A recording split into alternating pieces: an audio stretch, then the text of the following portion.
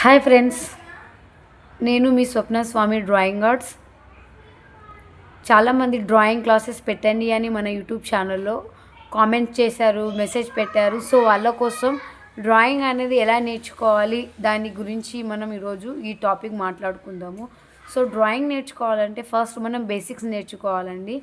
Basics అంటే lines are shapes, అవి small నుంచి బిగ్ మొత్తం ఒకే లైన్లో మనం డ్రా చేసుకోవాలి. అలా మనం ప్రాక్టీస్ చేసుకోవాలి. అవి ఏంటనేది నేను ఇప్పుడు చూపిస్తాను మీకు. మనం ఈరోజు డే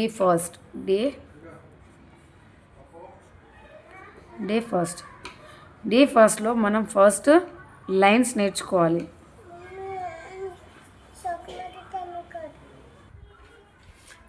లైన్స్ ఫస్ట్ మనం స్టాండింగ్ లైన్, ఇలా స్టాండింగ్ లైన్,